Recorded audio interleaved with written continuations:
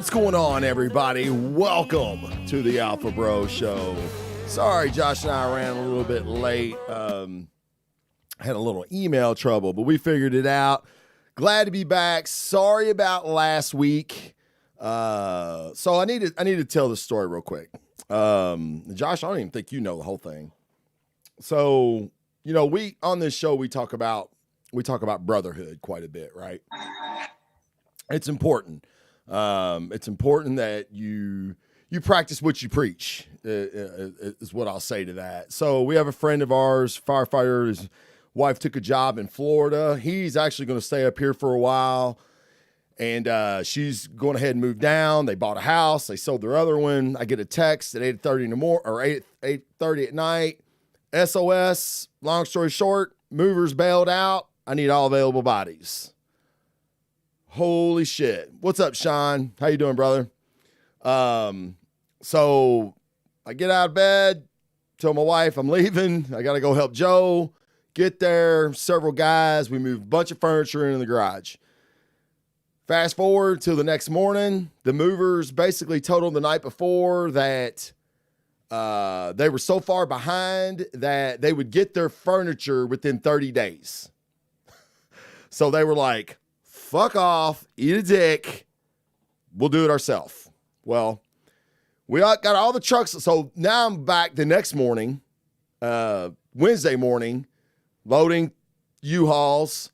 And then we're like, Joe, do you have people meeting you down in Florida to like help you unpack it? Like, do you have movers? He goes, I guess I'll find out how good my neighbors are. And Dave, another firefighter, looked at me and goes, what's your schedule look like? And I went, I guess it just opened up. So we followed them down in the two U-Hauls, got there about 10:30 that night. And it's called Grayton Beach, Florida, right on the Gulf side. Beautiful area.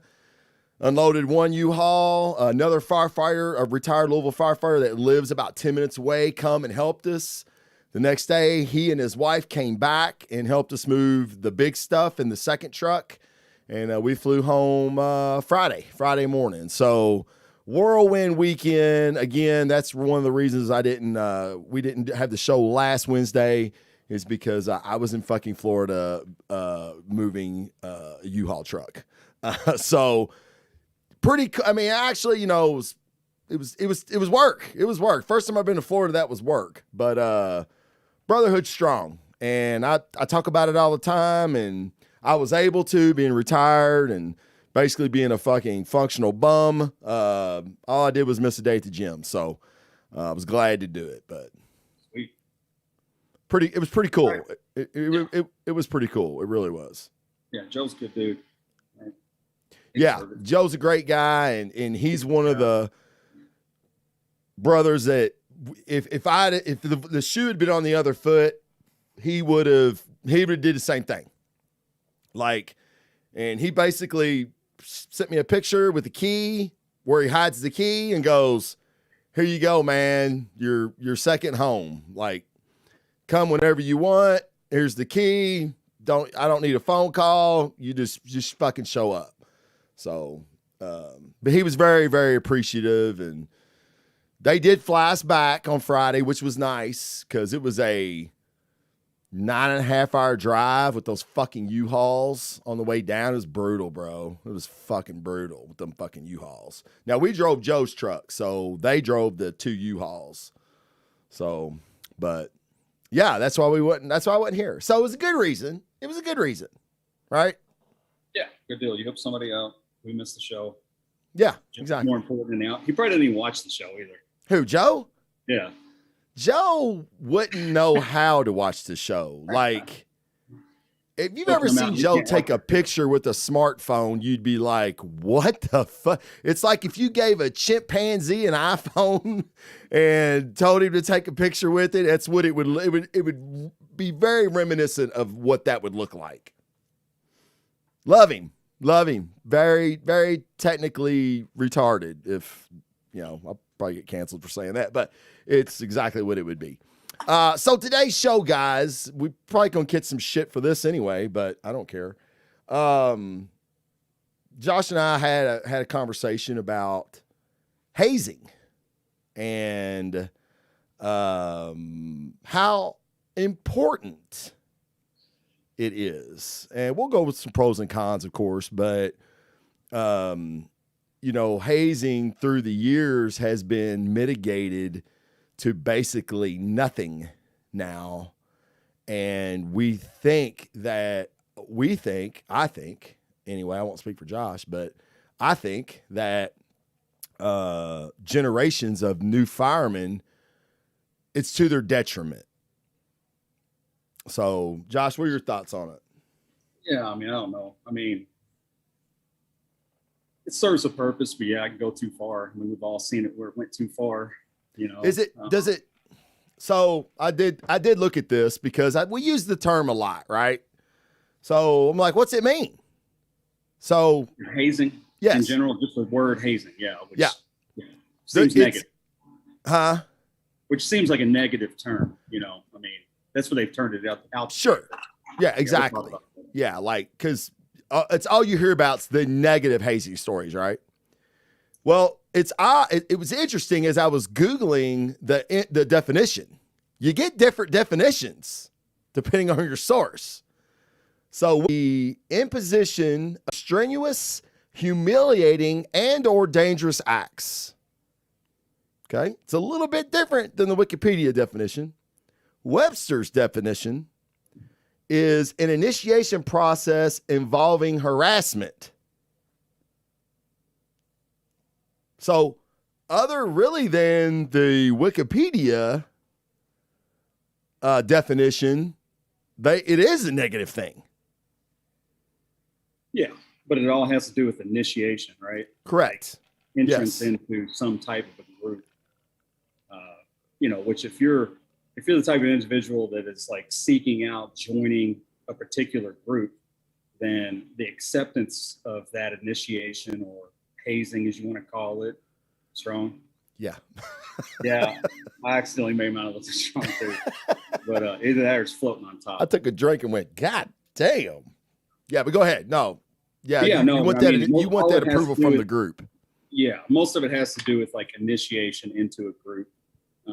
And if you're seeking a group and you want to be a part of it, you would think that person would want to adopt all of the initiation rituals or whatever into that group.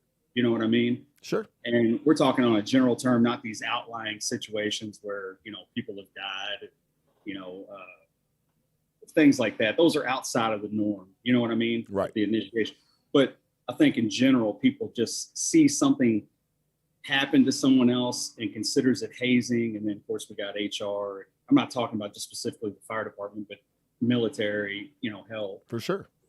Working a regular job, a trade, they all have their level of initiation or hazing or whatever you want to call it.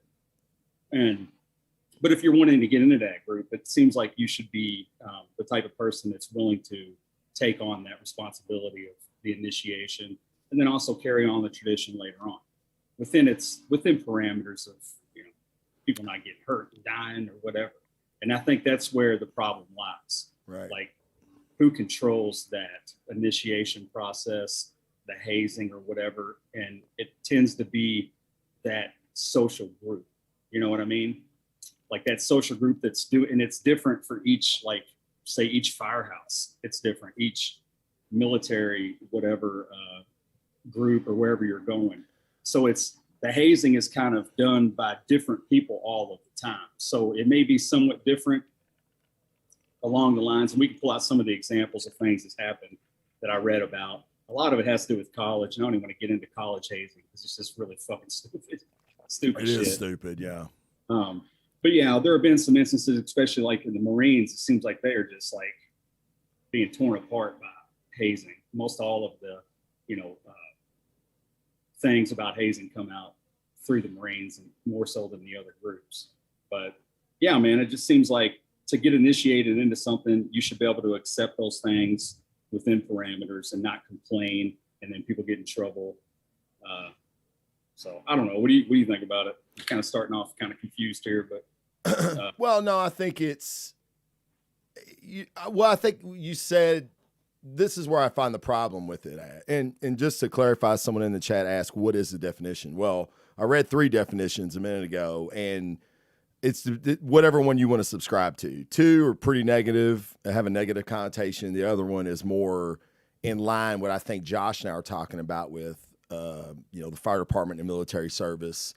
But the issue comes from, you said, in parameters, who's overseeing it. You know what I mean? And I think, and I don't know about the military hazing. I feel like the military keeps a pretty good lid on their shit, other than like A Few Good Men, where they made a movie about it. But I see a lot in college. And like you said, we don't want to even get into that because a lot of it's fucking just stupid. A lot of that is like through, alcohol.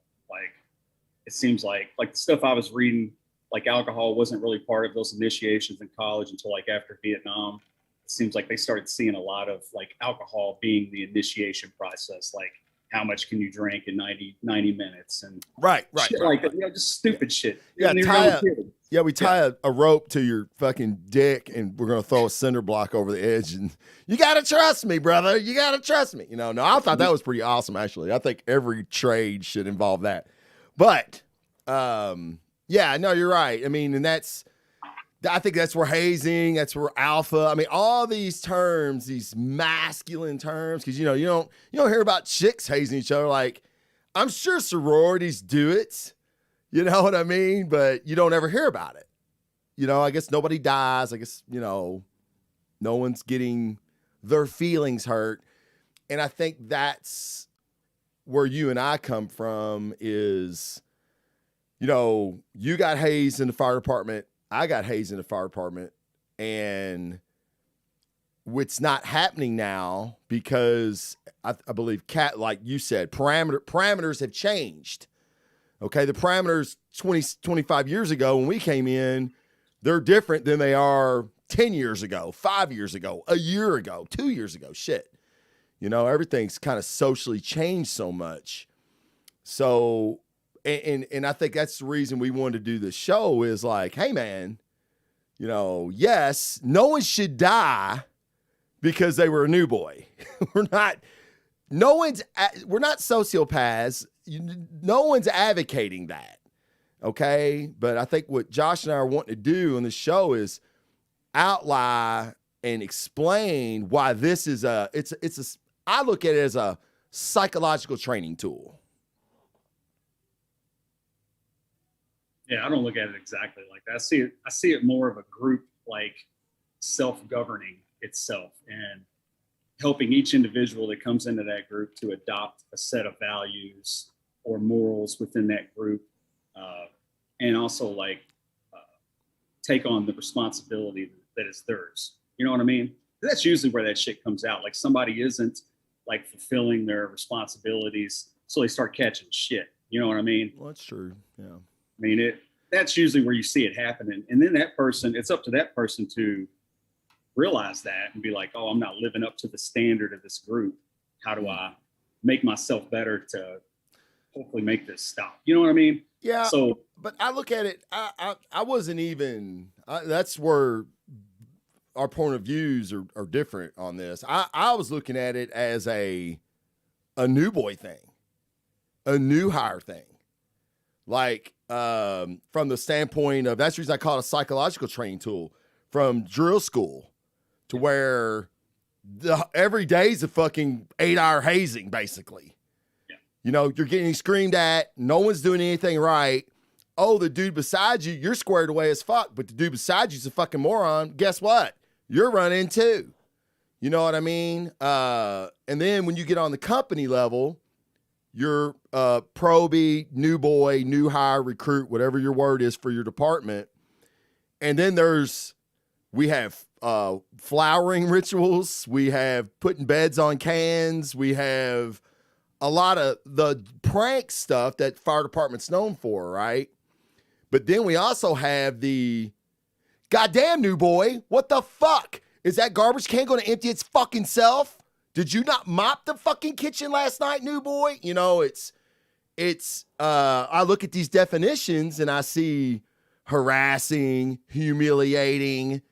And I'm like, yes, there are those things. But again, I feel like hazing is a tool that teaches an individual to release his individuality for the group. See what I'm saying?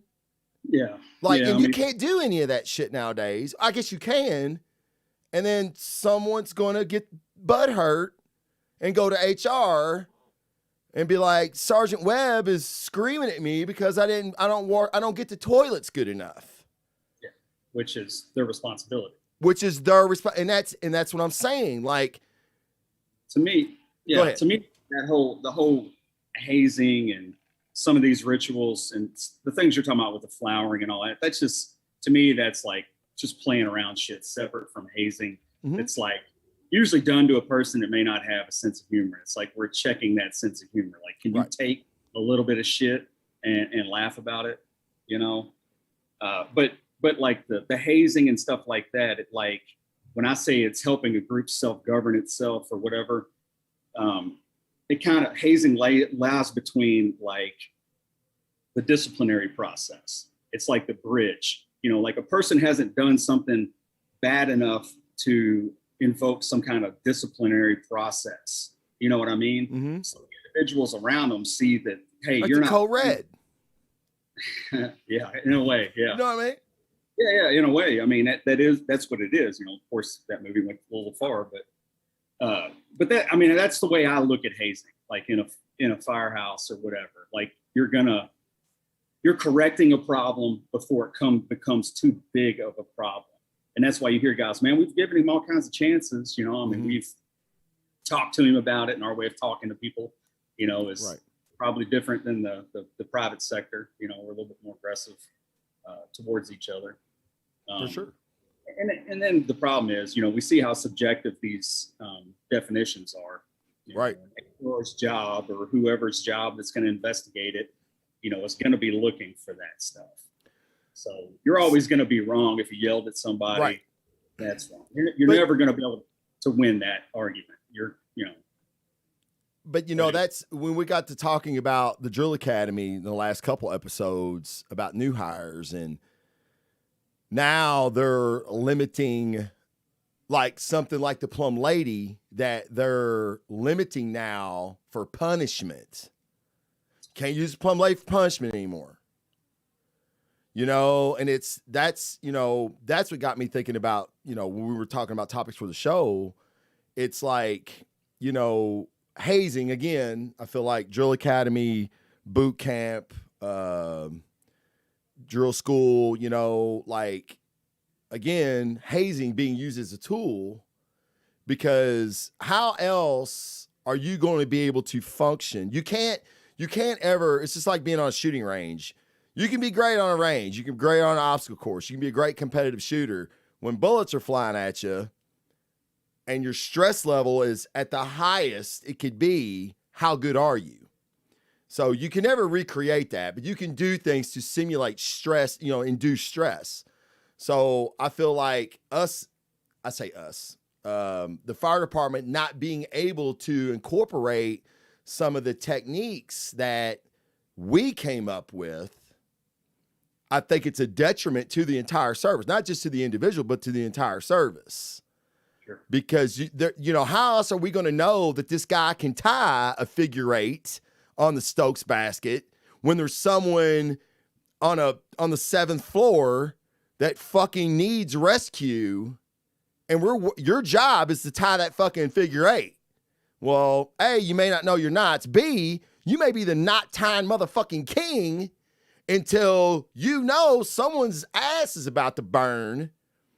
You know what I mean? Like, you'll never recreate that type of stress, but any kind of stress you can get helps invoke those motor skills under that type of stress. So I just, you know,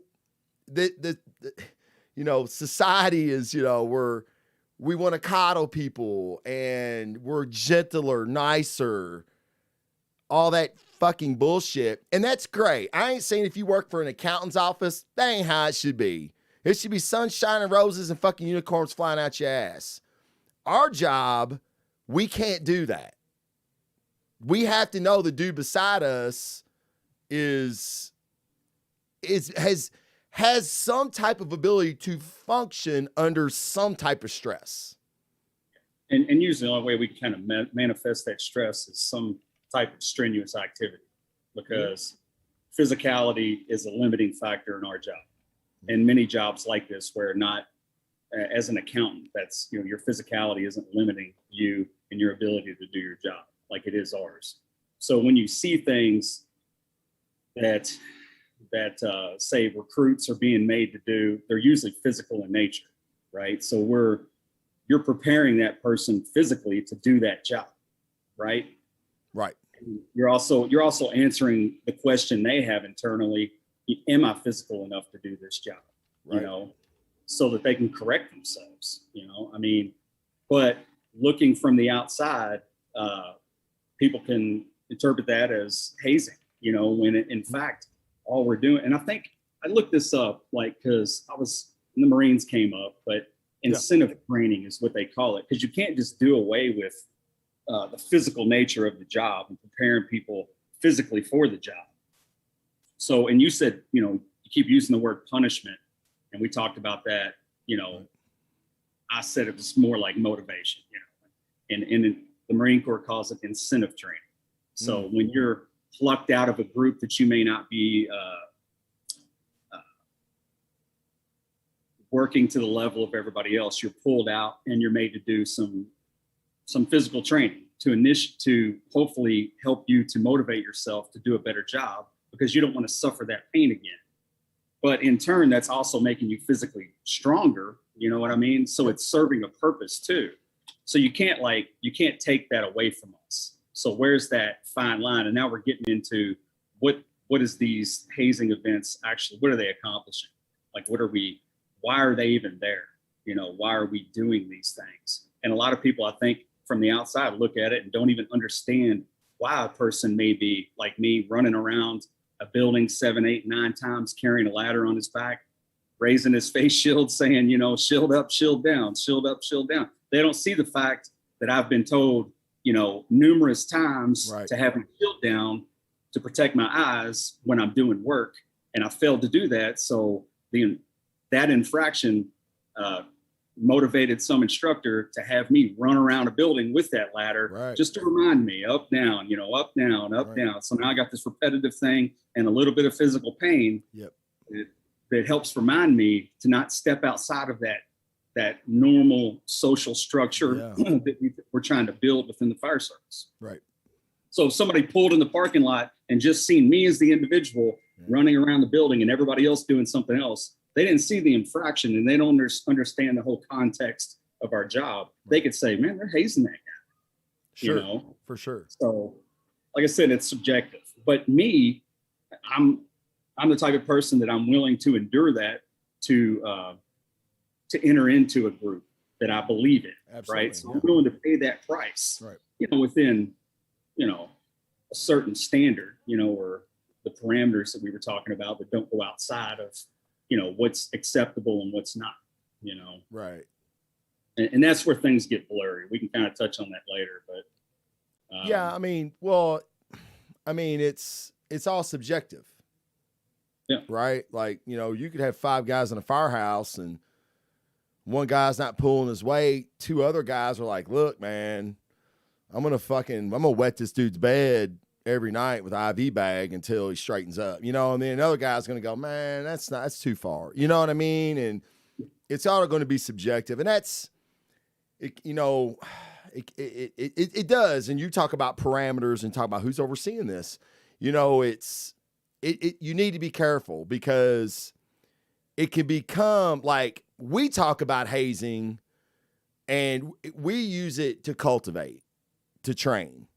Right, like you said, correcting negative behavior. Sure. Okay, that's not what people think when they think of hazing. Now, you get somebody in the military, you get somebody in the Marines, you get somebody in the fire service. They're going to know exactly what you're talking about. If you get a civilian, they ain't going to fucking get that shit at all. They're not going to fucking understand it one bit. And I think that there is the disconnect. And I used to tell people all the time, like, not shitting on anybody that sits in a fucking cubicle. You're working. You have a job. You're a lot smarter than me, obviously. So I'm not shitting on you. But what I'm saying is your workforce structure, culture ain't mine. And you, as a civilian, don't want it to be.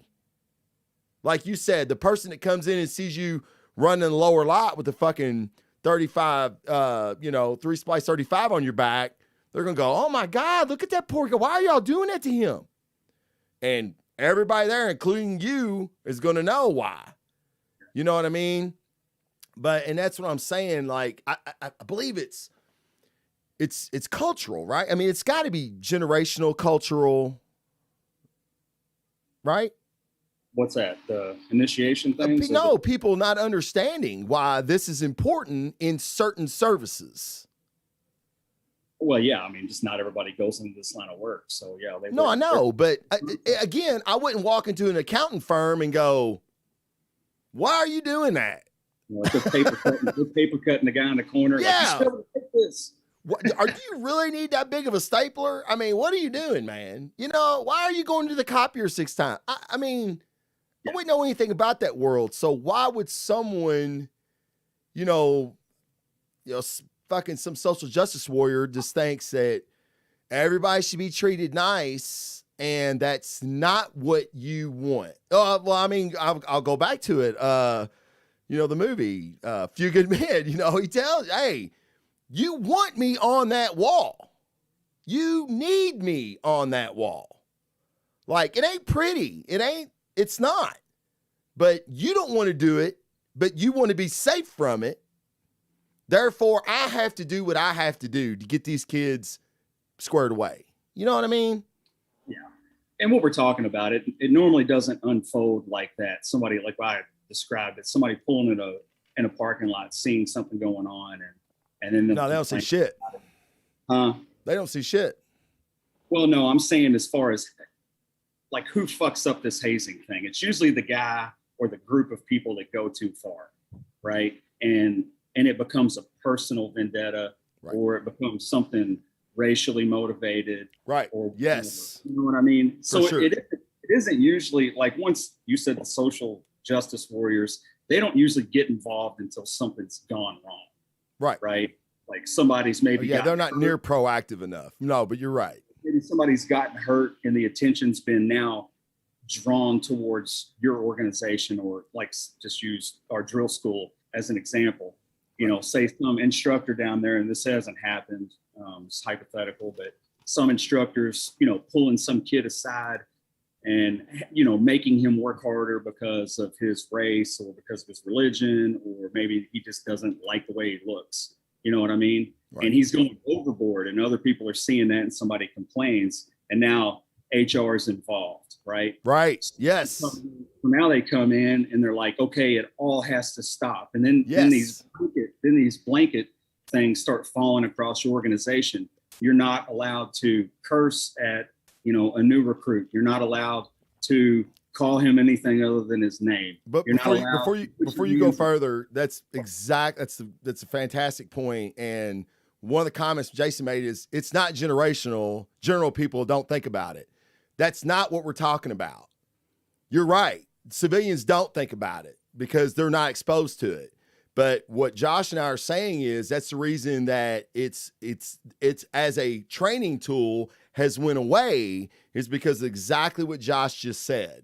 It takes one person to complain. It takes one person in civilian life to see something like that, and they make a complaint to human resources. I'm telling you, I've been involved in a couple of these human resources investigations, and it's thorough. And just like Josh says, they don't give a shit. They're going off a playbook. They're going off a set list of rules. They don't look at the nuance. They don't look at the culture. It's wrong. You can't do it anymore. If you do it again, you'll lose your job. If you're a captain, you'll be a sergeant. If you're a sergeant, you'll be a firefighter again. You know, Well, we're looking at it from the liability of the city. You know, I mean, like they don't want any of that shit to go on. it's political. Exactly. Yeah. So I mean, you know, they don't care what the reason is behind the hazing or the motivation or the incentive training or whatever the fuck you want to call it. Right. They just don't want anybody to have anything to complain about that may manifest itself into the city having to pay out money, or you know, they'll mask that under, you know, somebody getting hurt. They don't give a shit if you get hurt. They don't. Yeah, they give a shit. They really don't. I mean, they don't care. I mean, or somebody dies. I mean, they'll show up at your funeral and shake a few hands. You know, we've all seen that. That's right. And more about their business the next day. So, but they'll make it out to be that, you know, when really it's just a liability thing where they're trying to protect themselves, you know, and that's their job. So we have to, us as an organization, if you're an instructor, you have to be aware of that. Yeah, and you got to navigate that. Yeah. You have to be able to navigate that very fine line between what is acceptable, what's culturally, and then also keep it fair, you know, amongst everybody. That way that tool isn't taken away from us. And then also to go back to the generational comment, it is generational. And the reason I say that is because you can look, I can tell you, I can't tell you offhand, but I can tell you in our class, the guys that quit, they physically and mentally couldn't cut it. And when I say mentally, I mean, they had a fear of heights, they had a fear of confined spaces, like stuff like that. It wasn't their feelings got hurt. And we've got guys quitting class after class because, hey, this ain't what we signed up for. It's like, what the fuck did you think you were signing up for? And it is generational because there's a generation that we've coddled and told them they were special. We didn't keep score. We gave everybody a ribbon. We gave everybody a fucking trophy because you're all great. You're all great in your own way. You competed today. You're fantastic. You are special. Then when you get into an arena like ours, if you have a physical limitation, it's going to fucking stick out like a turd in a punch bowl. If you're dumb, it's going to stick out like a turd in a punch bowl. When you're lazy, it's going to stick out like a turd in a punch bowl. So all these flaws that you had that you've been told you were special all your life, and you've got 3 instructors or a firehouse saying, dude, get your shit right. Well, they haven't had that. They, for a generation, a la generational, they haven't experienced someone telling them that they have a flaw or a fault that needs to be recognized and needs to be corrected. The fire department doesn't operate that way. The military doesn't operate that way. But I think it's odd that the rest of America, the rest of the workforce, they do. Ford, UPS, Pipe Fitters Union. I mean, like the police for a large part. You know what I mean? We're very, it's weird. We're very nuanced in that way. No, we're not. Yeah, I mean, we are. I mean, all these jobs, I think, are just a lot different. And if you're not in those jobs, you know, I mean, it's hard to understand why it's important. You know. So my question then is, and I guess I know your answer. I would say, why are we governed that way then? But you're saying it's because of liability.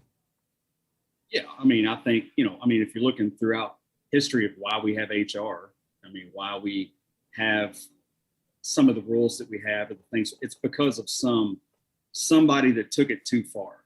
So if you want to look at fault, it's the fault of typically it's the fault of the people that are responsible for handing out these this motivation or this initiative training or, you know, corrective training, whatever you want to call it, when other people want to call it hazing. You know, I mean, sensitivity training.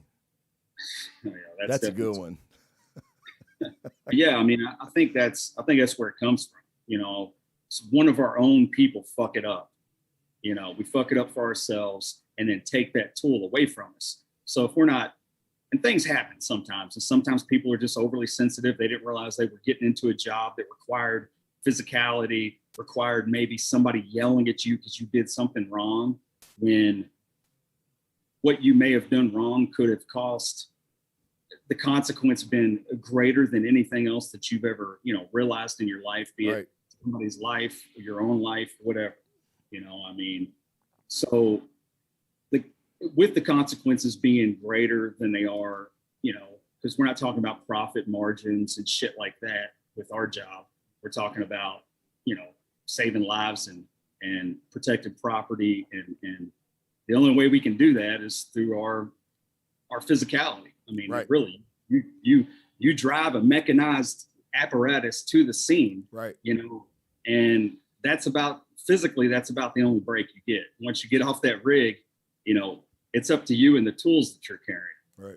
So when, like I said, when physicality is a limiting factor, in your job, then physical training and physical motivation is going to be a part of that, and should be a part of it. Should be a part of it. Yeah, for sure. And so, guys that are in this and get called down to these, drill schools or training academies or whatever, need to realize that and not take it too far that it becomes a problem, so that that tool isn't taken from us. And I'm not saying it's always our fault, but sometimes it is, and quite often it is. Guys go too far too. I mean, we've seen that in our career. Guys did shit they really shouldn't have done. And when I heard the story initially, I'm like, oh God, you dumb motherfuckers. You know what I mean? Yeah. It's our nature to, doing that kind of job. We're always pushing the limit, right? How far can you go? How far can you go? What can I get by with? What can I get by with? And sometimes guys get caught, and sometimes guys are just dumb. I mean, like I said, we're not fucking rocket scientists doing what we do anyway. Well, I think that's why. Go ahead. No, go ahead.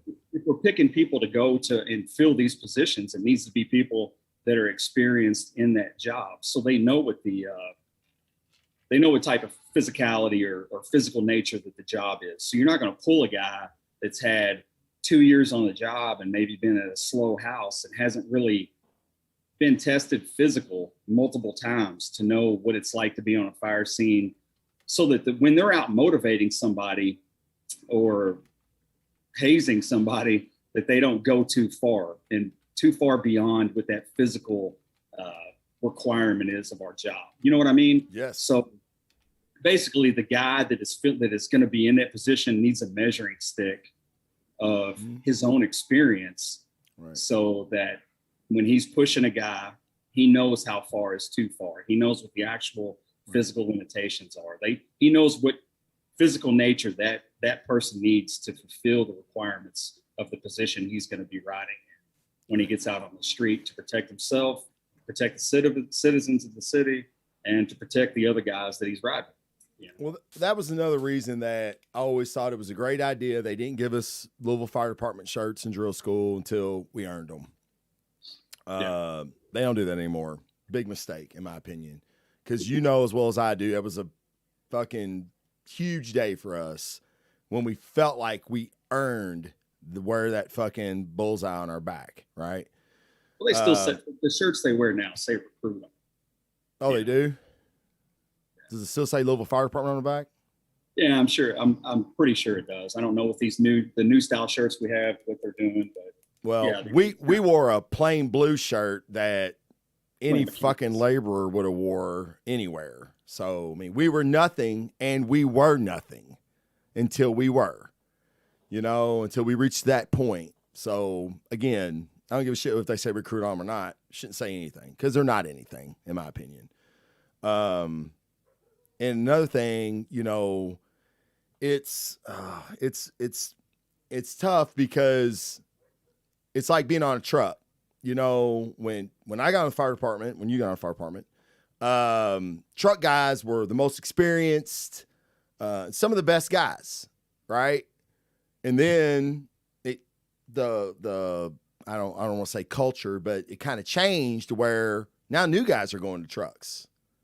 And it's like, wait a minute, and you talk about physicality, like not saying not saying hauling a line through a fucking house fire is not physical. It fucking is. It's wore me out more than multiple times.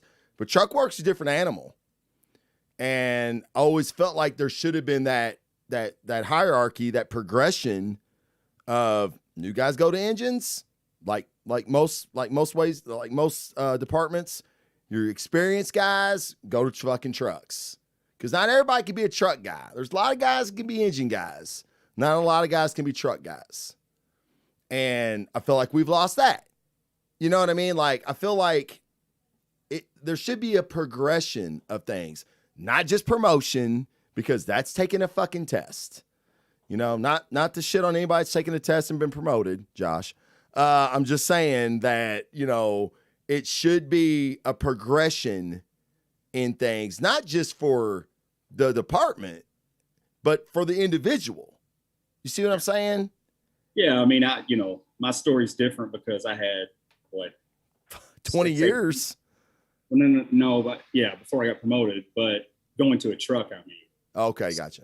I came out on an engine and was only there for 6-8 months, and I went to a truck. I went to truck 4. I mean, yeah, you know, as considered a new guy. Your year wasn't up yet. Yeah, so I seen the looks and the attitude, you know, towards a new guy that hazing the truck. Yeah, I mean, for me though, I mean, being inside, I felt like I had to prove myself more, you know. You did. So I felt like I had to, you know, but you're talking about that nature. So I guess we kind of came in when that change was going on. I don't know. But yeah, my story's a little bit different with that, going to a truck pretty much right out of drill school, you know. But I was aware, you know, that people are looking at me. They don't think I deserve this. Okay, so what I'm saying is they don't do that now. No, they don't. That's what I'm saying. You knew that it was early for you to go to a fucking truck. So therefore you felt the pressure. Realize that they hopefully will follow that and realize that, hey, you don't necessarily deserve that. You know, guys that are going to truck straight out of drill school. I'm saying that I didn't realize it, and I knew I had to prove myself. Right. Just so guys that are listening that might be on a truck early can take that attitude as well, you know, and make themselves better, because it's not their fault. It's the organization's fault for doing it. For sure. You know? But back then they didn't look at the organization. It was like, you must know somebody. I didn't know anybody. You know, I mean, shit, I didn't know anybody. Back then too, a lot of times it was if the captain wanted you. I mean, it's all changed as far as that goes. Well, if a captain wanted you, he said something to his district chief, and it probably happened.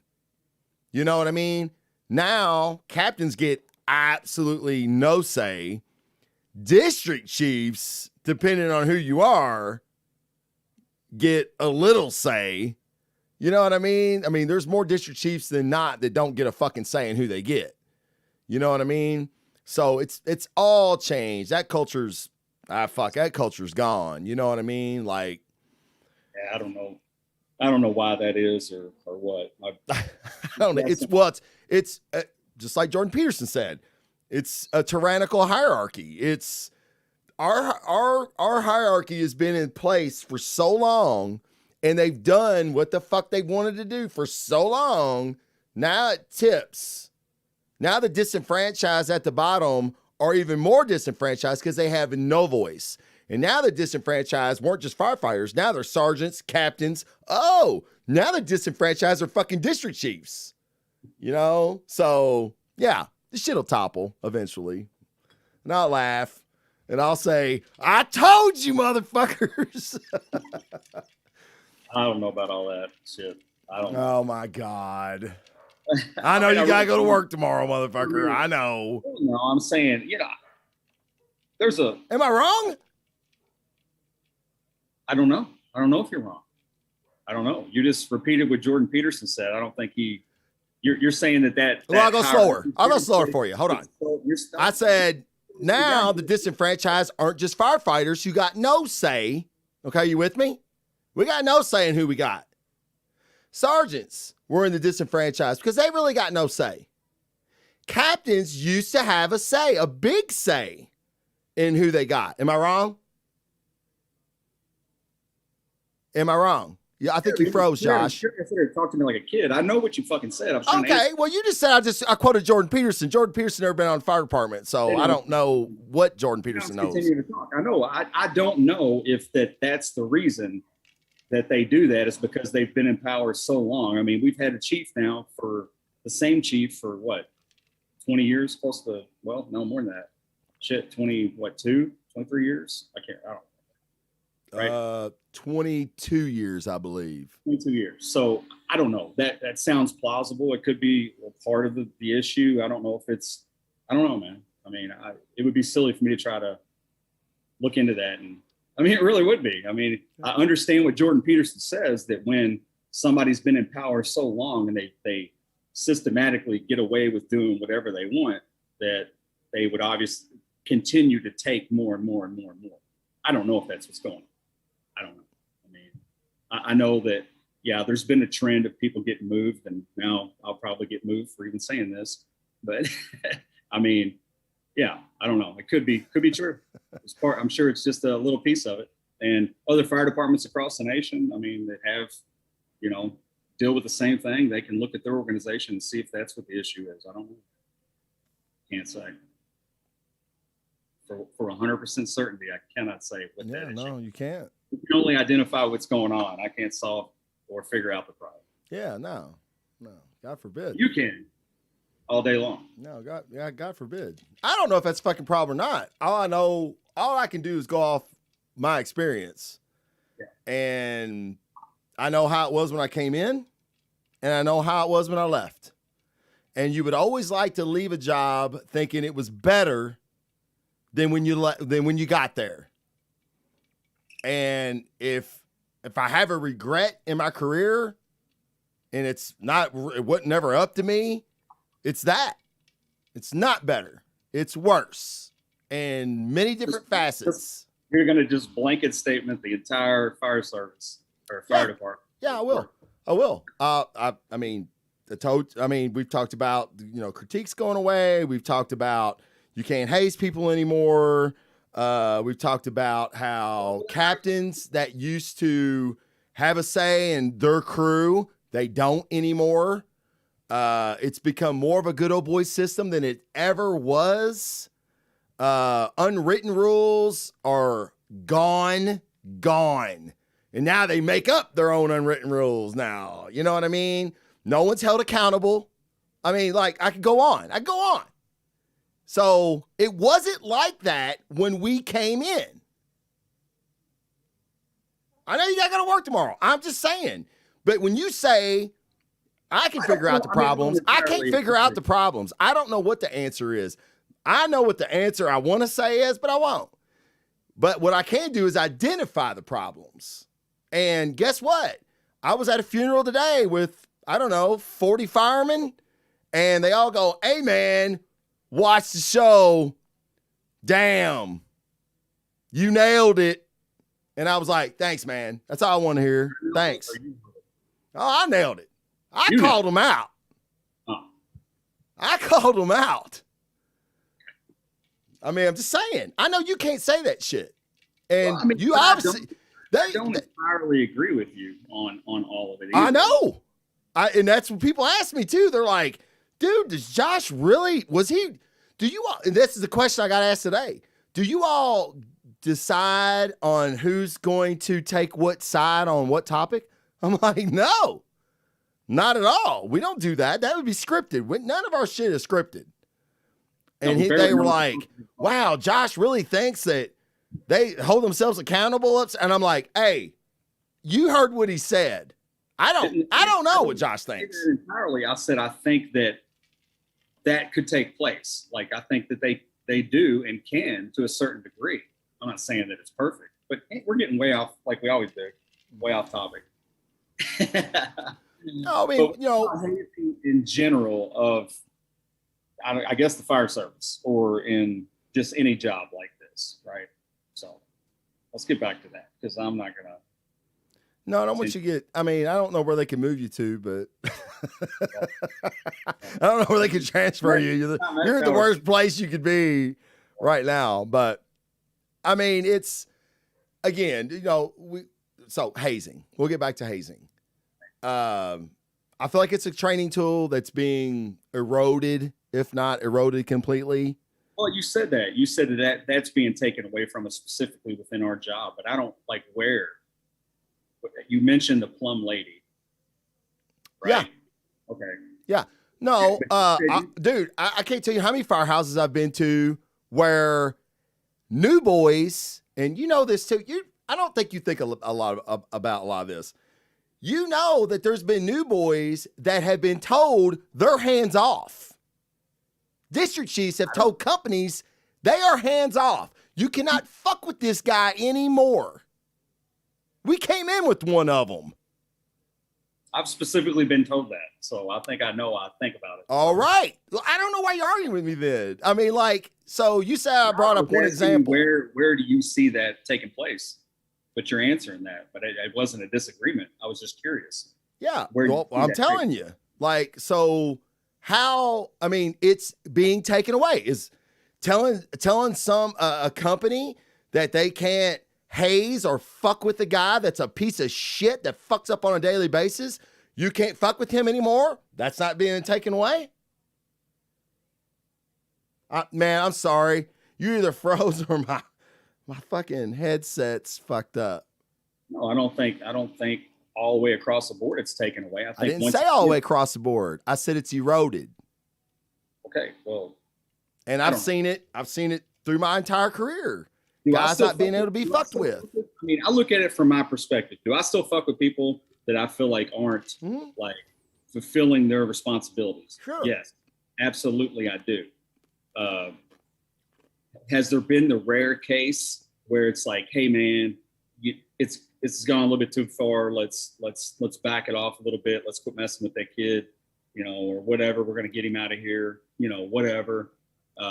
Yeah, that's happened. It's been years now. Okay. But I mean, I still use the same methods that were used on me, right or wrong, to motivate people to do what. So do you put yourself in the majority or the minority then? What's that? Do you put yourself in the majority or the minority then of that attitude? Of like fucking with people or like motivating people? I'm definitely probably worse than a lot of people. I don't physically do anything. I'm more of a verbal guy, I mean, as far as, motivating people to do something, messing with them or whatever. I don't fuck with people's stuff. I don't fuck with people physically, sure. My hands on nobody. No bedroom games. I was a big advocate for that. Like, until someone lays down, they're fair game. When they go to bed, that's it. No more fucking around. Yeah, I've never done that. I've never messed with anybody's gear. I've never messed with anybody's bed. I don't do that shit. That's not me. I'm too lazy for that. So, but I will sit in my chair and verbally assault you from across the room. Which is probably more detrimental, but yeah, probably. But yeah, no, I mean, I think, but even me, like, yeah, I worry sometimes. Like, I'll say some shit and then be like, man, fuck, better watch that, or, but I do see more and more guys not jumping on board. Like when somebody starts messing with somebody, like the firehouses I came up in, I mean, if the person was recognized as somebody that was fucking up, that whole firehouse was on that guy. Oh, it was a gang mentality. Yeah. I mean, the whole firehouse is on that guy. And I mean, I've been that guy before. Right. So I know what both sides of that feels like. Right. Me too. Yeah. Now you see more and more guys not playing into that and laying back. Why you think that is? Well, to protect themselves, because it's eroding. Maybe they're more intelligent and not willing to put themselves out there and risk their career, whatever. But yeah, I mean, I don't know, man. They would have to answer that, but that's kind of my view why they do that, or some of them are just like, he's doing a fine job on his own. Let him continue it, Yeah. But I don't know, man. It doesn't seem, the job's definitely not as aggressive towards its own members and motivating, especially at the company level. I think our drill school, for the most part, it's always been kind of dictated by who they had down there. because we haven't on a regular basis had the same people present for drill school after drill school. It's constantly being a rotation of different attitudes and different levels of experience and everything else that's down there. So I doubt, while you want everybody to get the same experience and the same indoctrination into the fire service, I don't think that gets replicated year after year. And I think that's why we continually go, what the fuck they teach you down there? Right. I mean, yeah, but we also kind of said that the best training comes out on the street. Training, yeah, hands-on stuff. I think that drill school is mainly to physically, in my opinion, is to physically prepare these guys if they're not already physically prepared to get on, and the introduction of tools, and how they work on a basic level. Yeah. They need to have seen everything. You shouldn't be able to go to a truck and say, hand them a junction box and go, what is this? And them not fucking know what it is. But it's also a place that they need to instill the values of the fire service. That's what I think. I think that's what drill school's for. Yeah, it's these multiple things. Sure. I think, sure, but the values, the morals, the honor code, which we've had a podcast in the past talking about the honor group and its honor codes and stuff like that. Yeah. So if you teach them the honor code of the fire service, and this is what's socially acceptable within our ranks, and this is what's not, this is your responsibilities as a new guy, coming in. And I don't know, it doesn't always get either because there's so many people in there. 50 people in a class. Maybe some people get left out, don't catch on or whatever, but there tends to be a handful of people that come out of drill school that just don't get it. But when you see you see more than just a handful come out that have a lack of understanding of some things that you expect that they should have an understanding based on your own experience of 20 years and seeing multiple groups come out, then there's a failure somewhere. And it's like, what the fuck's going on here? It's like these people don't even know what they're here for, like what the job is.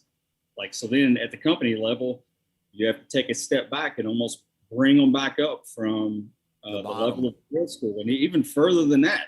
Shit, their dad should have taught them, or their mom should have whoever. Well, and I think you were young when you got on. You were younger than me. I was 24, and I've said this in other podcasts. The fire department. As much as my family raised me, my fire department family raised me from there, and I wouldn't be who I am today without guys fucking with me, without guys caring about me, without seeing guys that I respected and looked up to, that I wanted to emulate. Maybe not everything about him, but that guy, I really like how he does that. Or he really handled that well. Or, you know what I mean? I would be a totally different person without my 20 plus years in the fire service.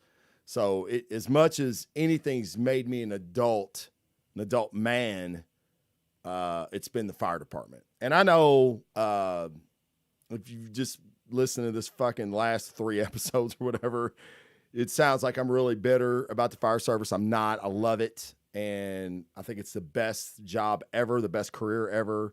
I think the Louisville Fire Department's one of the best across the country. And when I see issues and problems that aren't being addressed, especially safety issues, it bothers me. It scares me. And I'm passionate about that. And that's maybe sometimes the reason I come off very aggressive and very negative about it. But I wouldn't change the Louisville Fire Department in my experience with it for fucking anything in the world. Really quick, this is what I was thinking about earlier. And thinking about the hazing and the type of people that can take that, type of verb, like with you, like a verbal assault, you know what I mean? Like when you fuck up and, these people that are, that can take that, you know what I mean? It says a lot about them. It says they can handle stress. They can handle stressful situations.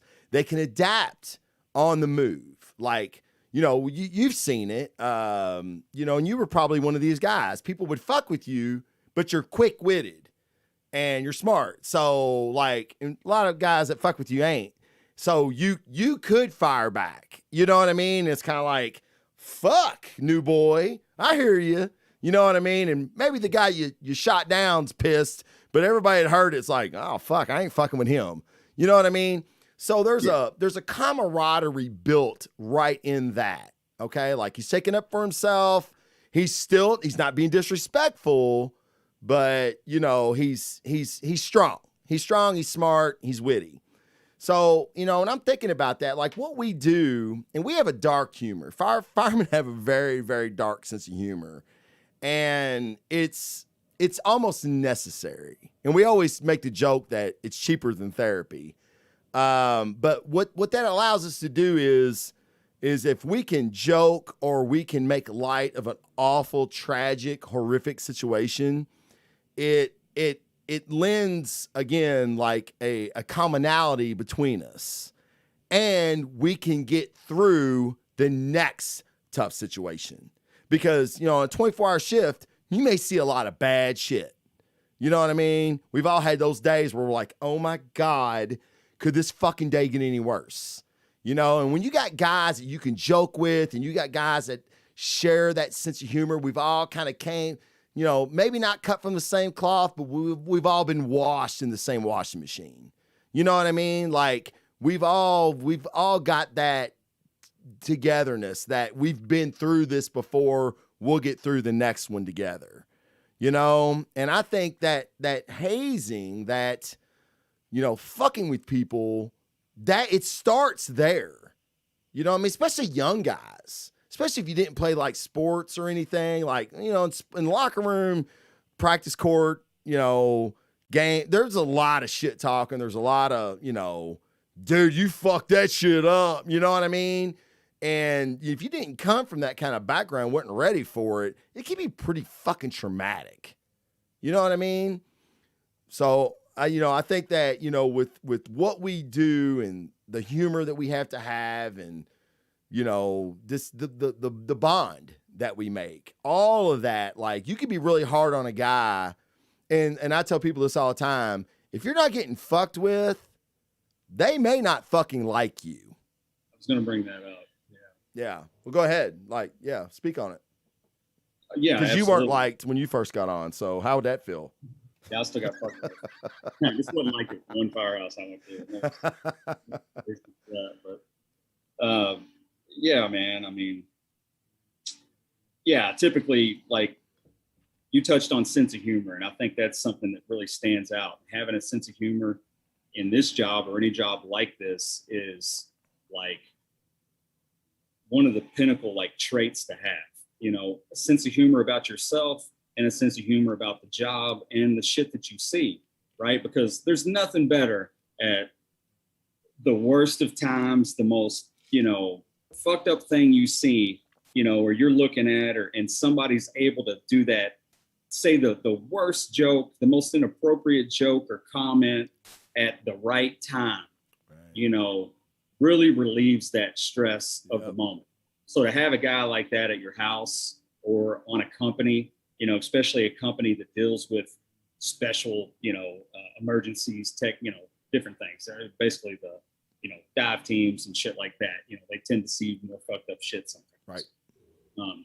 So a sense of humor, and just like going back to drill school. I mean, when I remember running around, everybody else is taking a break, and I'm running around the tower, with the ladder and raising. And in Sapola, an individual drill instructor that liked me, but also wanted to motivate me and see me do better, was constantly in my ass about stuff like this. And, I remember every time I come around, he'd be like, "You tired yet?" And I would just smile and laugh and say, "No, sir. This ladder will get tired before I will, Bring it. Shit like that." And just laugh, and the other 3 quarters around that tower, I was fucking in pain. But that 1 quarter where I would see him, I would be smiling, and laughing, just to keep a sense of humor about myself and not take it so serious, and try to understand what the reasoning behind that is. Right. You know what I mean? So I think guys coming on, even if you don't have the best sense of humor, understand that the people around you that do have a good sense of humor and are able to say something, be able to laugh at that, you know, Right. and learn something from it. Because the sense of humor in this job, and as far as hazing goes, will help you to be able to accept that. Right. And I think it also helps that hazing from going too far, you know. Right. Sometimes. Yeah. You know. But the hazing, like you said, sometimes that hazing will reach a pinnacle where it's like, okay, you know, like we've did all we can with this kid, you know, or this guy or whatever. We've tried to motivate him as much as we can to a point where from here on out, it's going to be disciplinary process, right? Serious shit. So that's why I was talking about that hazing or motivation fills that gap between you not being the best individual or best firefighter or whatever and the disciplinary process. So it bridges that gap. Sure. Like we're trying to motivate you and protect you from getting to this point. Mm-hmm. Because if we haven't been able to do that up to this point, we're hands off. We're like, fuck you. You know, I mean, right. I'm not fucking with you anymore. Like, right. I'm not going to help you out. You know, I mean, of course, nobody wants to get hurt, but you can only do so much for some people that are just like have an attitude of, I know it all, or fuck you guys. You know, I'm not going to listen to anything you say, you know, or whatever their attitude is, you know, that it turns everybody off and against them, you know, and then then we just leave it up to the disciplinary process that's, you know, in place. And unfortunately in our job, that doesn't always play out the way that it should. You know, we tend to protect our own and move people around and find them somewhere that they're accepted. But, you know, and to the detriment of that person, they never become, you know, a true asset to the job. Or just, you know, and to themselves. Yeah, exactly. And, you know, it's one of those things, too, where I want to say that, again, and I want to get to this, and we'll wrap with this question. It was a question in the chat I thought was pretty good, and we'll get back to it. But, you know, again, the fire department made me a better person. It really did. It made me a better firefighter, and in that process, I became a better person. And what you were saying a minute ago, like bridging that gap, you know, like we haze people because we may not necessarily care so much about you, but we care about the job. We care about the profession. And the people that slide through those cracks that Josh is talking about, that, dude, we've done all we can do.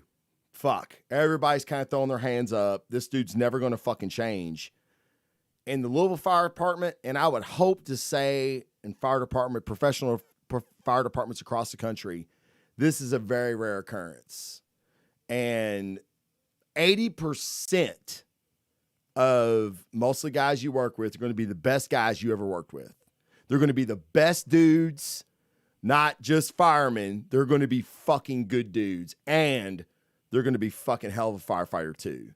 So you're in every workforce, you're going to have the turds. Fire department has the least amount of turds. But when you do have one, because they are rare, they stick out. Like I said, turds in a punch bowl, man. You see them immediately. You don't have to work with them very long to find it. And you go, fuck, man, everything everybody's been saying about this motherfucker is true. So what I like to end with is a pretty good question from the chat. It's top 3 best things you learned from the fire department on or off the job. I'll go. Yeah. I'll go. And again, sports taught me this a little bit, but again, in the fire service, you work with people that aren't sports minded. You know, they're not playing the sport you are. So you get all different kinds, you get all walks of life. And when I say that is, you get women. You know, if I'm playing basketball, I'm not having a lot of interaction with women in my sport. So, I mean, the fire department taught me to be like, I don't want to say all encompassing because I kind of feel like I was that anyway, but it's the fire department like taught me I don't judge people by their color, by their race, by their sexual orientation. And I never really did that anyway, but it never really hit me till I got on the fire service and I see people. And I didn't give a shit if you sucked dick, if you were married to a chick that was a girl. Did I like you and could you do the job? That was all I cared about. And then I got to know you as a person. So like it, again, when I say the fire department taught me so many things in my life growing up and making me a better human being, that is one of the biggest ones is I could go to Afghanistan tomorrow and I could look at these different people that are culturally different than me. And if there wasn't the language barriers or I could fucking understand them, like I could tell who are good people and who aren't. You know what I mean? And I'm not saying the fire department taught me that. What I'm saying is I've been in those environments and I could navigate that environment because of the fire department. And I can go in any mixed group and I can navigate it because I worked with firefighters that didn't like cussing. I worked with firefighters that were fucking at church every Sunday. I worked with firefighters that hated football. I worked with firefighters that were gay, that were, you know, highly left-winged, highly right-winged. You know, I can navigate all of that because of my experience in the fire service.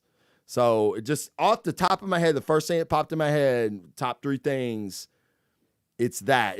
They gave me that experience and that exposure. Now you're up. Yeah. I mean, well, humor, you know, I always had a pretty good sense of humor.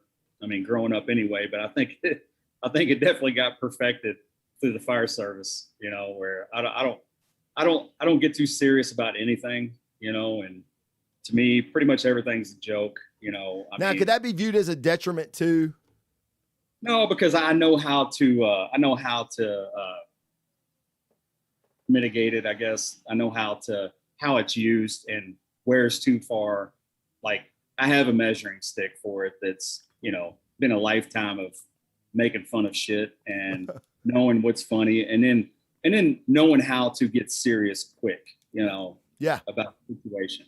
So, and then handling it, and that'll be another one of my points, but handling a situation. So, I mean, the humor side of the fire service, I think the ability to laugh at yourself and to not so much point out all of the great things that you've done, but point out all of the mistakes that you've made, you know, and do that with some humility and humor. Right. You know, I think people around you sitting at the table, which is where we tend to talk, you know, a lot and admit things to other firemen that we probably wouldn't admit some of the things, even to our own families, you know, our failures and our fears or whatever, but be able to do that with a humor and some humility, like those two things kind of go hand in hand for me. So just being able to do that with other people has been a big lesson learned that I think's benefited me my entire career, you know.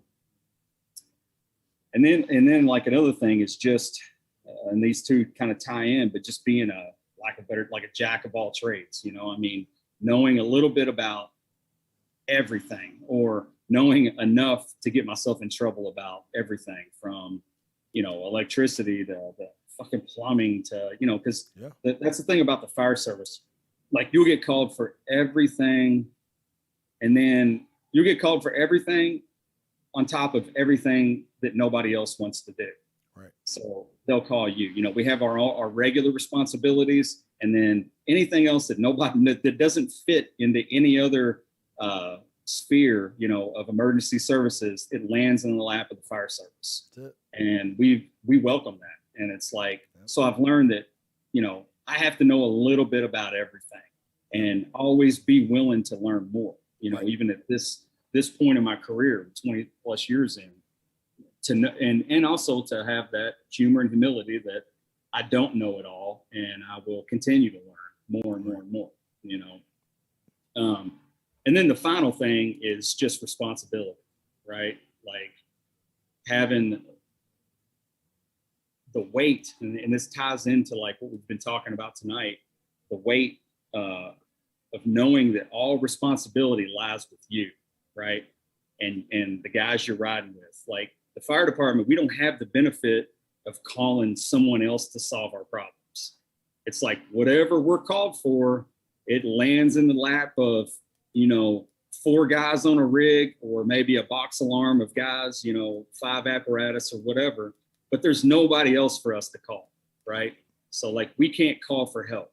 So the weight of that responsibility has always been pretty, I mean, it's kept me up at night sometimes, especially early in my career, where it's like, fuck, I have to be able to navigate and solve all of these problems that are thrown my way. And on top of that, I have 3 or 4 other guys watching me to see if I can rise to that occasion. Sure, like that's a heavy fucking weight for a young guy. You know, I mean, for anybody, even at this point in my career where you got younger guys looking up to you for answers of something that you may not even have run into before, you know, because it's always something new every day. Something new all the time. Yeah. So the acceptance of that responsibility and realizing it, and then trying to prepare myself through that, through training, through studying, through listening to other people, and being open, you know, to learning more every day and having humor about it. Those 3 things are really tightly tied in to the same thing for me. But I think those are just right off the top of my head. If I had more time to think about it, I might come up with something, but right off the top of my head, those 3 things like kind of stand out as life lessons for the fire service. And any 3 of yours could have been in there too. I mean, you know. Yeah, no, I mean, humor was one I had wrote down. I had to scratch it out. Should use it next. I thought we were going to go 1 and 1, and you were like, yeah, and another thing, and the last thing, and I'm like, God damn it, you fucker. No, that's fine. You can have your own spin on humor. Go ahead. No, it's no, I mean, I think you nailed it pretty good. Now I got other things. The second thing I had, or actually the third, it was you know, my stress in everyday life. Like, you know, I ain't trying to fucking boo-hoo or anything like that, or throw a pity party, but we see bad shit. We see not just bad shit, but we see very, very depressing things. And when I say depressing things, I mean, you know, we'll go into a house with 2 drug addicts and there's garbage all over the floor, and there's a toddler and a 2-year-old that are in dirty diapers. You know, and I mean, it's like these kids don't have a fucking chance. And, you know, that's depressing to me. I mean, I'd rather see dead bodies than that, because this dude's moved on. These kids are fucked, you know, and there's nothing I can do. You know, I mean, yeah, we can call CPS and they do nothing because their hands are tied. And it's our job is stressful. Okay. Just to say the least, it's stressful. And I've kind of been one of these people that I don't really get stressed out. I think I should. Like, I do think there's something wrong with me in that aspect where I really should be freaking out and I don't. And it's caused problems in other areas of my life.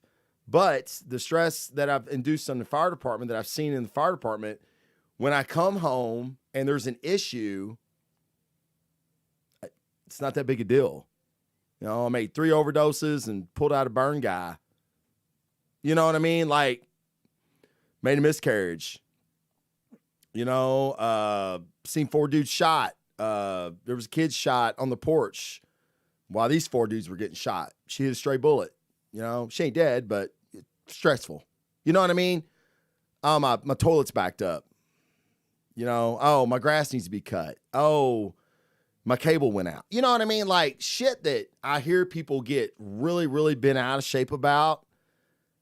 It just doesn't bother me because of my experience in the fire department. You know what I mean? Like, and then my health. How many runs did you make, Josh, when you were riding a med unit where there was somebody that was your age or younger, and you go, yeah, do you have a list of your medications? And they go, yeah. And they pull out a fucking garbage bag, and you're going, what the fuck? You're not compliant with all these. Yeah, I'll take them every day. Jesus fucking Christ. You know, so I've learned to, you know, be very grateful for my situation, be grateful for my health, be grateful for the things that I have. And I just don't get very fucking stressed out. And the other thing is my extended family. Like, you know, so when I was getting on the fire department, you know, I got hired for the police department first, and I hadn't got my fire department letter yet. And my dad was like, "What are you gonna do?" And I was like, "Fuck, you know, I don't know if I don't get a fucking letter from the fire department." Well, the next day I did. It was a Wednesday. I'll never forget, like today. And he goes, "Well, what are you gonna do?" And I'm like, "Fuck, I'm gonna join the fire department." And he goes, "Well, wait a minute. You're gonna make a lot more money as a cop." He said, "But all your friends will change. Your life will be different." He said, "On the fire department, you won't get rich, but you work the best schedule you'll ever have. And the guys you work with will probably be some of your best friends for life." And that was all I needed to fucking hear. I always knew I wasn't going to be rich anyway. So, and it's the fucking truth. You know, like, you know, me and Josh, you know, I've got, my closest friends in the entire world are firemen. And you could think, damn, man, you know, you don't have somebody from high school. Yeah, I got high school friends too. But my family, my extended family is my fire department family. And I never really understood that. You know, I heard about it. You know, my dad was a fireman for 30 years. He didn't embrace the brotherhood like I did. And I love it. So, like, it taught me, like, yeah, I mean, family's blood. And I mean, Josh, you know this, you know, with your family, like, you got blood family and you got family that's not blood. And you don't care any less or more about one or the other. Like, they're fucking family. That's all it needs to be fucking said. And the fire department has given me that. And maybe it's not something I learned. Maybe it's just something that I really covet and respect and love, like you have no idea, is my fire department brotherhood. So those are the three things I learned. But I thought that was a really good question, and probably could have did a whole show on that, right? But, you know, really quick off top of our heads, like you said, I think if you give me time, my answers might be different, but just off the top of my head, you know, I like that. I like being spontaneous and being quick. We're at our 24 minutes, bro. Anything else you want to say about hazing? No, just get out there and haze people. If you're not hazing in your fire department, ask yourself, what the fuck are you doing? Fire and water somebody tomorrow, dude. Fucking hit them. If not hazing, I mean, yeah, my closing statement would be just, you know, hold yourself and those around you accountable. Yeah. You know, I mean, to the service, you know, to the what the fire department represents. The standard, you know, yeah. Hold them to a standard. You have to rise and meet. Like, that's right. Because it's serious. I mean, it really is. So if we're if we're not holding each other accountable, then, you know, the law will, the citizens will, right. You know, your paycheck will, you know, as well. I mean, all those things could be affected if we're not staying unified as a service and you know, that's right. The responsibility that we have. Yeah, man, for sure. Yeah, I mean, my closing statement on hazing would be, like Josh said, do it, and don't be stupid about it. You're doing it. You're doing it to cultivate somebody, not destroy somebody. Use it as a training tool. You know, we've talked about critiques and doing good training. Hazing's that.